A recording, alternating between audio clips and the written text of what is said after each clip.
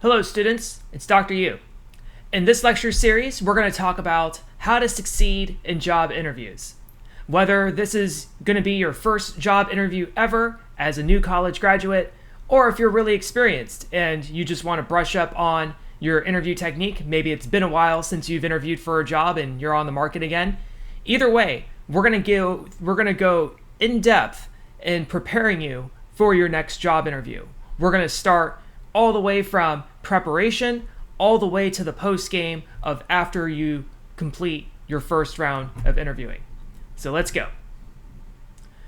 As a preview, here's what we're going to cover in this segment of this lecture series. This lecture series is broken up into a few segments. In this one, we're going to talk about framework first, because I always like to start with a foundational theory and framework to help make sense of the why behind everything. Then we're going to talk about keys to a good interview, so you'll get some general principles there about keys to a good interview so you know what you need to do while you're in the interview. And then we're going to focus on confidence in this first segment as well. How do we build your confidence? Because that's also one of the keys to a good interview, is being able to answer confidently. And we're going to address it directly in this segment. So let's get to it. First, let's start with framework. There are 4 C's of hiring decisions, and I call these the 4 C's because when you're in conversation with an employer, so you've turned in your resume and such, there's going to be 4 criteria that the employers are going to be looking for. First, they're going to be looking for competence. Competence is just, do you have the ability to do the job? Do you have the skill set to do the job? Now, your resume is what is supposed to communicate competence. If you recall from your resume and cover letter, you're supposed to talk about accomplishments and key words and key skills and talk about your experience and your education. What your resume is really supposed to do in the bigger picture of hiring is just to show that if, hypothetically, we were to hand you the title of the position, we were to hand you the job, could you do it? And the resume is supposed to answer that question. And you do that by talking about key skills, your work experience, and all of those things. You have to be competent to be able to do the job, or at least you have to convince the employer that you're competent enough, or in some cases that you're trainable enough to where you can complete the job. But now there's a second C of hiring decisions, and that's chemistry. Chemistry is more of a question of, does the employer like you? Because you could be a very competent person, but a total pain to be around. And some people don't want to deal with that. What employers want is somebody who is competent, but also easy to deal with. They're nice, they take orders well, they know how to talk well, they can work in a team, they can thrive in a team atmosphere, and that you seem like you're a good cultural fit based on the social norms of the company. The question of chemistry is more or less determined in the interview. So you could look really good on paper, competence-wise, but then when you meet the employer, if you bumble the interview and just mess it up entirely, they might say, well, the guy seems competent, but we just don't have a good feeling about him. So let's pass on him. We don't think he's going to be a good fit, even though he can do the job. So interviewing is about establishing chemistry with the employer and establishing that you are a good match for what they're looking for beyond just being able to hypothetically do the job. Now, this is also the hardest part of the job. Like, here's the thing. Interviewing is the funnest part to me of the job search, but it's also the most mysterious and therefore one of the hardest parts of the job search. So when I do interview coaching still to this day, and sometimes I'll have clients and they'll be like, I interviewed really well. I did this, I did that, but the employer didn't call me back, or I got a rejection. And when you get to this phase of the hiring process, all you can say is you can just throw your hands up and we don't know. There's so many things that go into chemistry that you can't detect. And when you're interviewing for a job, unfortunately, you can't record the interview. I guess you could maybe like secretly in a Skype interview, but face-to-face interviews, you obviously, can I record this? Like, you can't. So you can't self-reflect and get feedback and all that. So it is a difficult part, but I think it's the most fun and I enjoy interviewing. But the third C is compensation. So you have to be competent enough to be able to do the job. The employer has to like you, but the employer also has to be able to afford you. So this is where issues of overqualification start to become a problem for some people. Like if you're overqualified for the position, the employer doesn't hire you because they're afraid they won't be able to pay you enough, or your compensation requirements are too high for what they can afford. So we will talk about salary negotiation later in the course, but for now, just keep in mind that you have to know what your salary range is, and you have to be applying for jobs where you think the employer could afford you based on your requirements. And then fourthly, and this is another X factor in the hiring process, competition. So you could be great, you could have the skills to do the job, and you could be very likable, and you could be very affordable too. But if candidate number 3, let's say, is just a little bit more competent, has a little bit more of that spark, and is affordable, candidate number 3 is going to win. And candidate number 3 is going to get the job. Because presumably the employer cannot give all interviewees a job unless they're hiring for multiple positions at once. So if 70 people apply for one job, they interview 5. Of the 5, only one person is going to get the offer. So you have to be competitive too. You have to still stand out amongst the competition. So once again, I'll have some clients say, well, I interviewed really well and I did this and that, but I still didn't get the job. One of the X factors could be, well, there might have just been somebody a little bit better than you.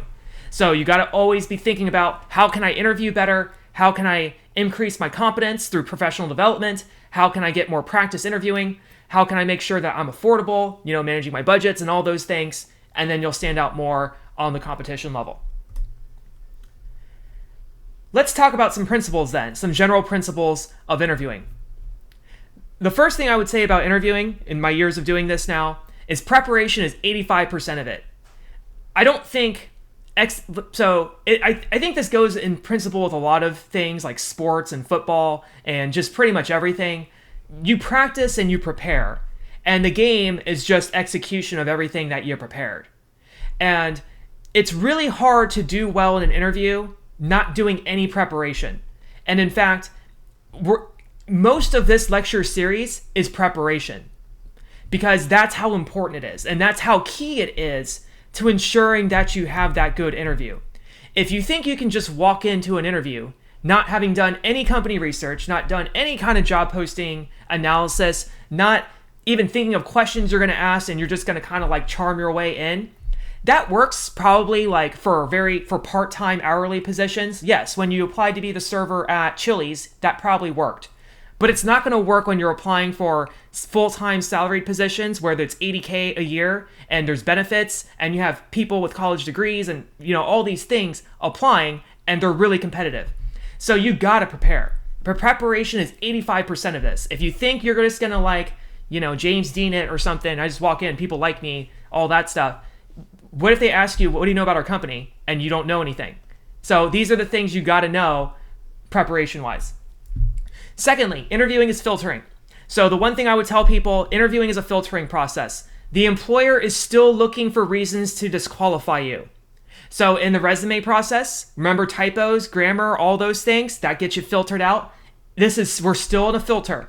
So if you come to an interview late, you've already given the employer one reason to filter you out. Already, quickly, easily. And that can stand out, and that's it. Game over, because you came late. That's it. That's all it takes. Because it's a competition, and once again, the way they decide the winner is by filtering out the losers. Okay, I know that's like a little mean, but that's how it is. But that's how it is. You filter out to one person, and the people that don't get it, you filter them out. You find a reason to disqualify them. So you don't want to be filtered out. That's the key. So you'll hear me say, you don't want to do that because you don't want to get filtered out, because that's like a reason to filter you, and then it's game over. And thirdly, interviewing is story time. So you're going to be practicing telling stories in your interview prep. And I'll tell you different kinds of stories to tell and how to structure those stories. So that way, when you're talking, you're not just being short with the interviewer, and then the interviewer will be more compelled by the story you have to tell. Now, I want to also talk about frames. So those were just some general 3 principles that I'll repeat multiple times throughout this segment. Now I want to talk about frames. How do I make sense interview? What's a good metaphor or an analogy to help make sense and help guide my conduct for how I should interview? Now, a lot of people think that an interview is an oral exam. So they come into an interview, or they'll come to me and they'll say, "Oh, I got an interview. I'm so nervous. What's the answer to tell me about yourself? What is the right answer to?" And then they ask for what is the right answer. Okay, like as if it's an oral exam and there's multiple. Like I have a question list and there's an answer key, and then I'm just supposed to tell you what's on the answer key. Now, an interview kind of feels like an oral exam sometimes because you're being put to the test. So that is true. You are kind of going through a test, if you will. But at the same time, here's the problem with that framework. Just as much as the employer is testing you, you are testing them. Allow me to explain. When you get a call for an interview, you have to remember that when the employer opened the position, or opened the vacancy, or opened the posting, like tons of people applied. So the fact that you have made it to the top 10 or the top 5 out of 80, 100, 200 people, the employer knows that you are good. Like you are in a good spot. Like you are top. You are at the top. You are the top of the list. That is awesome. And the employer knows that. So the employer also knows that if you applied for this position, you probably are applying for other positions at other places. So the employer's job isn't just to test you. What the interviewer also has to do in that moment is put a good impression on you about them. Because have you ever, perhaps, interviewed somewhere and after the first interview, you're like, "Nope, I don't want that job." Okay. It's the same thing. Employers know this, and it happens much more often for these full-time salary positions. Sometimes the employer gets rejected by the interviewee. So the employer has the task of not only testing you, but also making a good impression about the company. So if you turn out to be their star candidate, because every employer is craving that star candidate, they want you to come to their company and not take an offer somewhere else. So it wouldn't really make sense to think of it as an oral exam because both people are testing each other. Like it's like me giving you an exam and you giving me an exam. Like it's just, it doesn't work that way. So then some people are like, well, it's like a competition. It's like tennis, okay? And so the thinking is, and there's this career coach that goes on like NBC, Good Morning America and stuff. And I don't know, I just don't like her advice. And she's all like, "Oh, when you interview, what you have to do is take control of the interview, and you have to, if they ask you a question, you got to make it so that you ask them a question instead, and turn every question on them and make them answer all your questions." And then it's like, no, you don't need to outsmart the employer, okay? You don't need to outsmart the interviewer. You don't need to play games with the interviewer and like, well, how do I turn around this question? Here's the thing. Here's the problem with the competition framework, just generally. The thing is, when you compete, let's say in tennis, so you're player 1 and then the other person's player 2. Who are you cheering for in tennis? In that case, are you cheering for yourself or are you cheering for the other person? You're cheering for yourself, right? You want to win. You want to win. Now, does player 2 also cheer for you, or does player 2 cheer for himself or herself or themselves? Well, probably player 2, if player 2 is serious about tennis, player 2 is cheering for themselves, okay?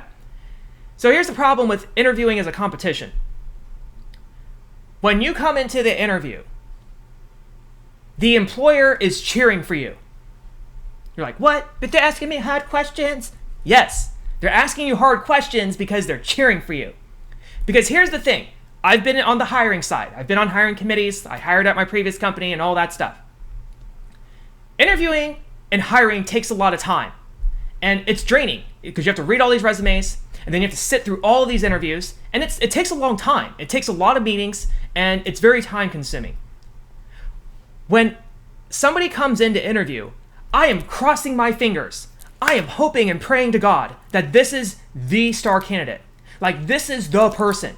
Because if we go through 10 interviews and all of them stink, do you know how terrible that is for the hiring committee? Like then we have to go back, we have to go through the resumes again, then we have to call in more interviews, we have to schedule more time, and then we have to do it all over again. The employer wants you to be good. The employer is hoping that you are good. The employer secretly, deeply inside, when you walk into that interview, they're like, we hope this is the one. We want you to win. We want you to knock these questions out of the park. They are cheering for you. They are on your side. Now, they ask you hard questions sometimes because it's kind of like the ringmaster at the circus with the little tiger. Like, so you know, like the ringmaster has like the little ring on fire and they have the tiger jump through the fire ring. And when the tiger does, the audience cheers because the tiger just did something so amazing and beautiful that the audience is just like, wow, right? That's what they're doing. You're like the tiger and you're jumping through the ring of fire and then you're impressing everybody and everyone's like, yes, we found our person, we found our guy, we found our girl or whatever, okay? So that's what we want. That's what they want. So when you go into the interview, no matter how nervous you are, everybody's on your side. Everybody is cheering for you. So just remember that. And that should make you feel better about interviewing. That's why I love interviewing, because they're cheering for me. I like being cheered for. Are you cheering for me right now? Hopefully you are. Okay. So here's the framework I like to compare to. And it's a really good guiding principle. I understand there's some differences and limitations. But I like to think of interviewing as dating.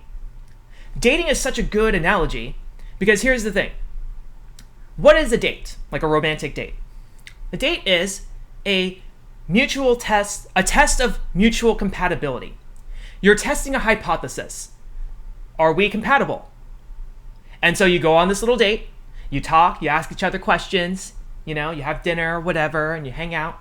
And then you say, okay, can I see myself spending more time with this person later? What is an interview? Oh, you meet somewhere, you talk and you ask questions, and at the end, the employer and you go, oh, could I see myself spending more time with this person? Oh, so it's like a date. That's what an interview is. And think about it. When you're on a date, you're not just thinking, am I good enough? Like an oral exam, you're thinking, are they good enough for me? Have you ever been on a date before and you didn't like the person? Maybe the person liked you, but you didn't like them, and you're like, no? Okay. So it's not like an oral exam. On a date, do you go, oh, I'm going on this date. I hope they stink. I hope they're the worst person in the world. Yeah, I want to beat them. Okay, no. No, you're hoping every time you go on a date that this person is the one. You're like, I hope this is the last date I ever go on because this person is amazing. You're not like, I hope this is a terrible date. I want this to go badly. Yeah, you know, that kind of thing, okay? You're hoping that this person is the one. What do you think the employer is hoping for when you show up in an interview? Oh, they're hoping you're the one. So dating, it's a mutual test of compatibility. But if dating makes you nervous, I understand. But dating's fun too once you actually do it. So ask somebody on a date. Okay. All right. Phases of interviews. Let's go. So there are 3 phases. There's preparation, execution, and the post game. Okay. Now, what we're going to focus on in this segment is the preparation. So here are some keys to a good interview. And I broke it up into 4, a nice little acronym. Research. You got to do research. Now, we're talking company research, website research, and I'll go into detail as to what exactly should you research when you're researching for an interview. But you gotta, so here's the thing. I've worked with a lot of recruiters, and it's a little phrase that they use, and recruiters from different parts of the country, different regions, but they all use this same phrase. After they interview a candidate, they'll either say, that person really did their homework, or they'll say, that person didn't do their homework at all. And what they mean is that person didn't do any research on the company or on the position, or the person did a ton of research on the company and the position, and they showed it. Secondly is anticipation. Anticipation in terms of anticipating possible questions. What I'm going to do is I'm going to show you how to do a job posting analysis so that you can anticipate what kinds of questions they're going to ask you. So then you have all the time in the world up until the time you interview to think about how you're going to answer these questions. Because a lot of people just kind of go in, they don't anticipate questions, and then they get asked the question like, tell me what are one of your weaknesses? And then you have to sit there and go, oh, let me think, and they have to do that all the time, and it just doesn't go well. So I'm going to teach you how to anticipate questions specifically for your job. So these aren't even generic anticipation questions. These are like specific to the job posting that you applied for. Then we got to do confidence. So confidence is believing in yourself. The reason some people just don't do well in interviews, and I've seen this several times now in all the search committees I've been on, is some people is like, they just don't have confidence. And it's like, man, if that person had just not self-deprecated so much and had just believed in what they said instead of like kind of like shrieking back when somebody kind of just pushed a little bit, if that person had just been more confident in their answers, that person would probably be top. But instead, person's number 5 because it's just we don't know if they are really confident in the position that they're in. So you got to have confidence. We got to get that going. So we're going to do that in this segment. And then execution. Of course, you got to execute well, and we'll talk about how to make sure you answer questions well, you set up the context well, and all those things. So it's race. It's a race. It's a race to the job. Oh, I could have had like a race slide, and I could have had like a little like start line and a finish line. Okay, next time. All right. Let's talk about confidence then. Let's talk about confidence. The best way to deal with confidence is to deal with the $1 million question of all of interviewing. Why should we hire you? This is the question that forms the basis of the entire job search. And this is the most critical question in a job interview. The thing is, a lot of times employers won't ask this question directly. But every question basically revolves around this key question. Why should we hire you? Why should we hire you over candidate number 3? Or candidate number 6? Or candidate number 10? Why you? Why should we hire you? If we can answer this question well, we can answer almost any question well. Because almost every question that we get asked outside of this one is a variation of answering this question. So pretty much a lot of the questions in an interview are basically just variations of this. If you can answer this directly, if you can answer why should we hire you and answer that like a normal interview question, you can always default back to this question and this answer if you ever get lost. So, why should we hire you? It's the fundamental hypothesis of the whole interview. Your formula is headline plus story. Oh, from like resume? Yep. Oh, headline plus story. I told you it's the golden ratio of the job search. All right. So what do we mean by headline plus story in this case? Well, let's go into some detail. We remember from headline, from the previous lectures on resume writing, that a headline is the summary of what the story is about, right? Like remember a newspaper that had a bunch of stories but no headline? Like you wouldn't know what story to read because the headline guides you as to what the story is going to be about.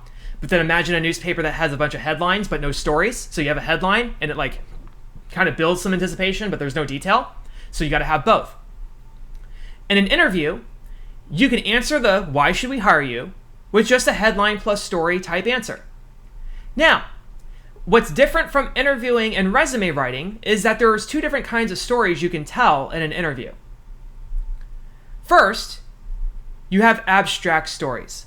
So what you're going to want to do is come up with a headline. What's one of the reasons you should be hired? Maybe you're going to say, because you're reliable, let's say. All right, so you want to say reliability is a reason you should be hired. Okay, what's the story of reliability? What's a story that you can support with reliability? Well, you might tell an abstract story. So what's an abstract story? An abstract story covers a pattern of behavior or events over a period of time. So what makes an abstract story abstract is that you're not talking about a particular episode where there are characters, a plot, and a setting, and an event, and a rising action, and a falling action, and all those things that you learned in literature. But instead, you're just going to kind of give a summary of over a period of time, here are some themes. So here's an example of an abstract headline plus story. So you have, I am reliable, that's the headline. I keep track of my time well, and I was never late to a shift at my previous job. Okay? So, sorry, was never late to a shift at my previous job. So there you see headline plus story. Now notice that it's very abstract. I keep track of my time well, and I was never late to a shift at my previous job. You're not telling a specific story of like one time when it was March 5th, 2018, and I was driving and I realized I was going to be 5 minutes. No, it wasn't anything like that. It was just kind of an overall, I was never late to a shift at my previous job. So it's like over a period of time, here's a general story theme that occurs. So abstract stories are great in resumes. So definitely use them in resumes when you can, because you don't really have time to tell concrete stories. At least in accomplishment statements you kind of do, but it's very abbreviated. But abstract stories are generally good with resumes. Now, there are going to be times when abstract stories are good in interviews too. But what you really want to use are concrete stories in interviews. So a concrete story, we call them PAR stories, they cover a specific episode, specifically by telling about a problem, an action that you took, and a result of those actions. So a concrete story is episodic in nature. It's going to talk about a specific instance that illustrates the general headline of the story. So you might say, I am very reliable. One time at my prior job, my manager needed me to transport some sensitive documents to a client on a very short deadline. I was able to deliver those documents intact promptly with plenty of time to spare. So notice that this was a specific episode. Your manager needed some documents sent somewhere on a short notice. You got the documents in on time, and you had plenty of time to spare. So the problem, manager needed me to transport some sensitive documents. Action, I delivered those documents. Result, they came in promptly with plenty of time to spare. So the critical thing is, you want to tell more of these stories in an interview. You want to be able to tell PAR stories. Now, you might have heard it called STAR. So STAR is situation, task, action, results. But it's the same concept. You're just putting, instead of problem, you're just calling it situation and task. But it's the same idea. So you want to tell PAR stories when you're being interviewed. Tell us about problems that you encountered, the action that you took, and the result. Now, here's your exercise. So this is like a little bit of a workshop. Write down 3 independent reasons for why you should be hired for your targeted position. When you write those 3 independent reasons, write them in headline plus story format. So if you're going to say I'm reliable, just don't put I'm reliable. Put I'm reliable, story. I offer X years of experience, story. So forth. So let's take a few seconds. Pause the video if you need to. 3 reasons. Why should you be hired for your targeted position?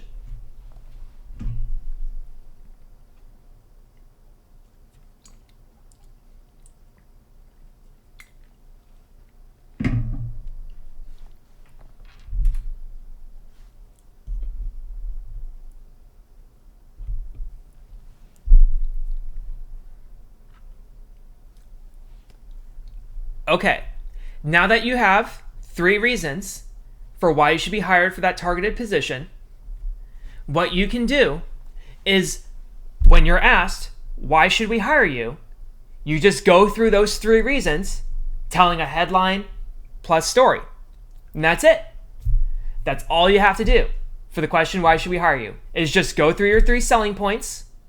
So remember, selling points come back again. So they were in resumes, they were in cover letters, and here they are in interviews. You're going to go through your selling points and tell them in a headline plus story format. That's all. That's all you got to do. Now, in addition to support confidence, we also have to talk about stigmas.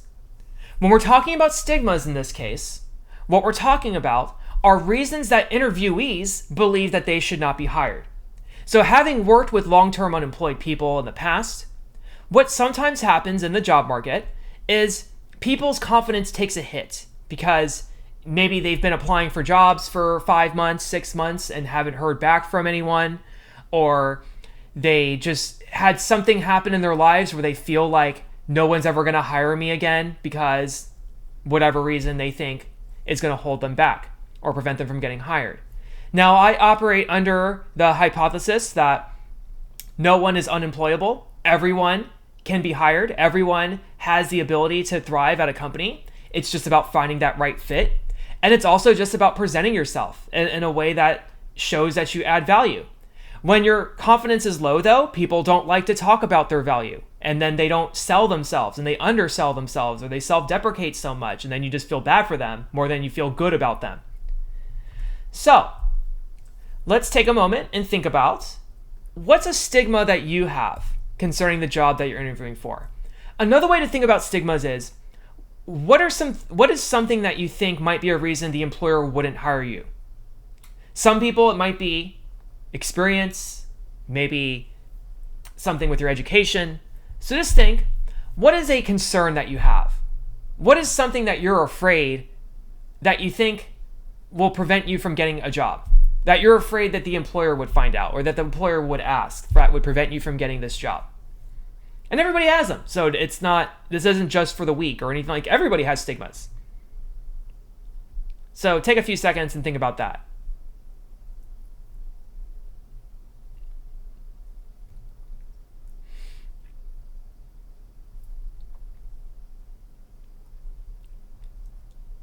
Okay. Here are some common stigmas that I've seen in my work with unemployed and people on the job market. Age.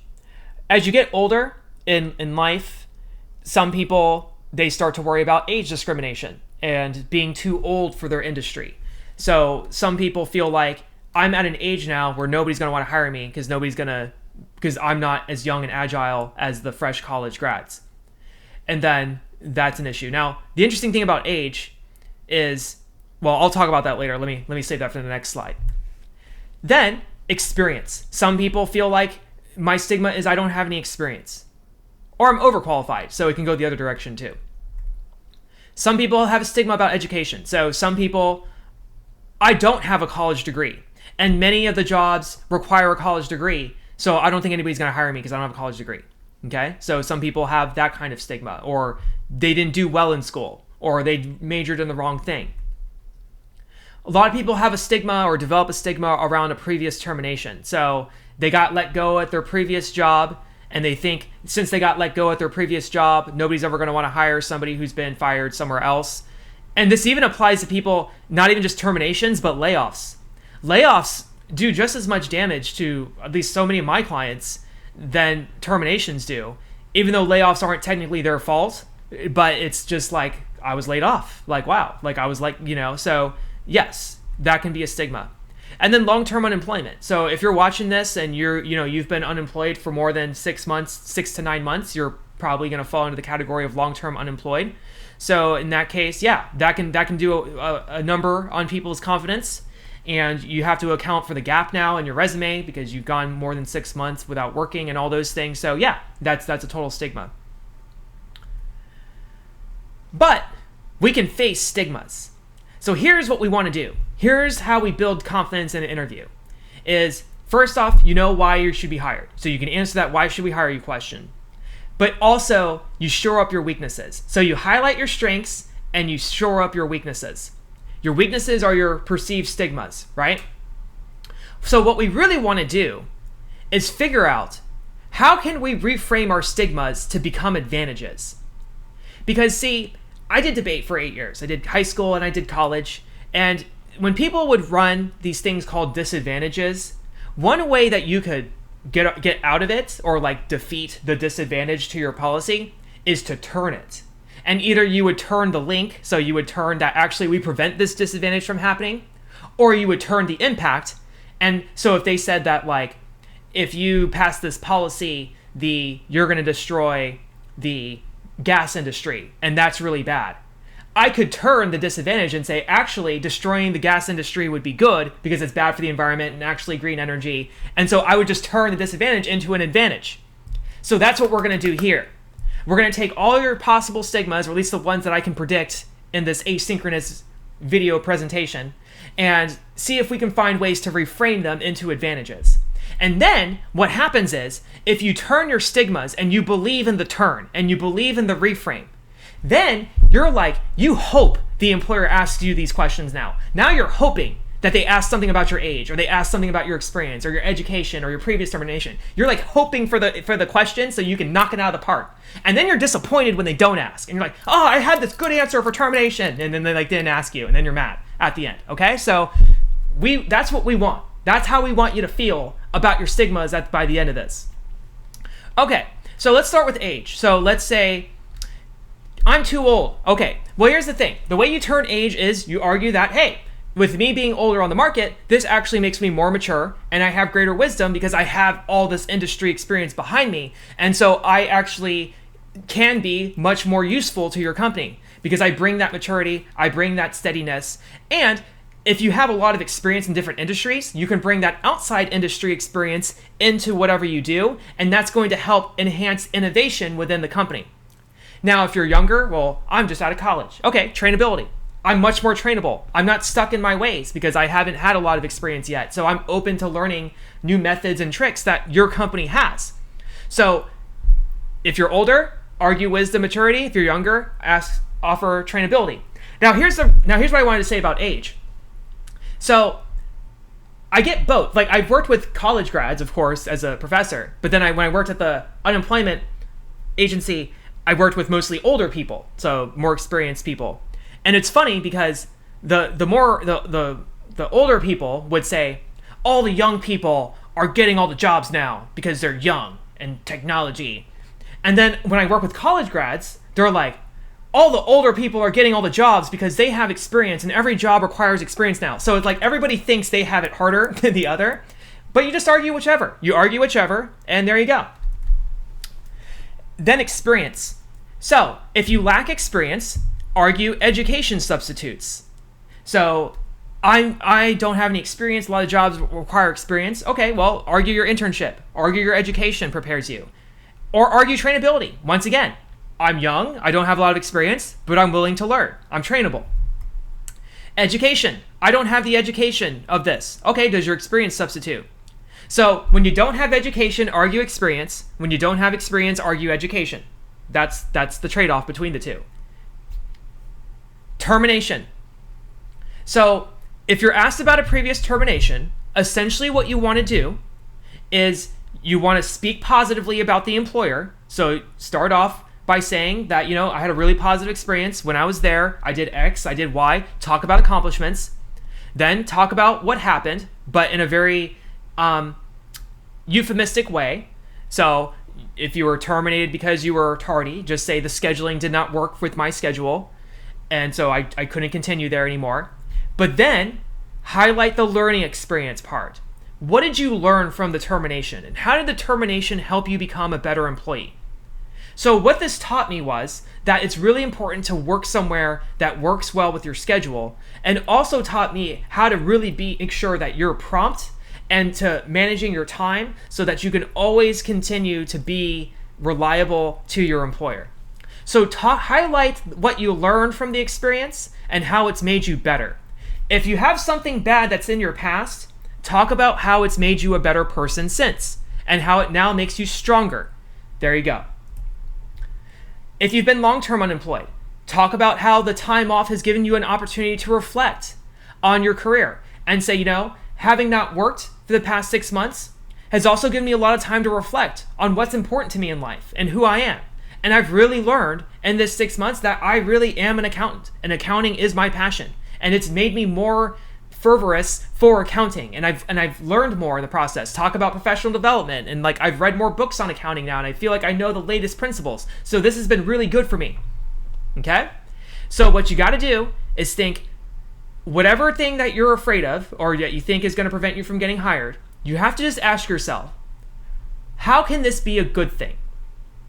So whatever it is, how can this be a good thing? And then argue how it can be a good thing. And that's how you turn your stigmas. And then you hope the employer asks you these questions because you have not out of the park home run answers to them. So, turn your stigmas.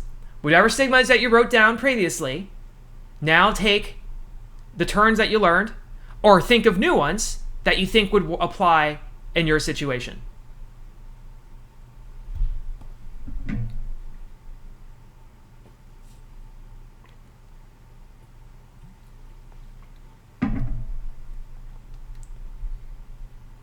Okay.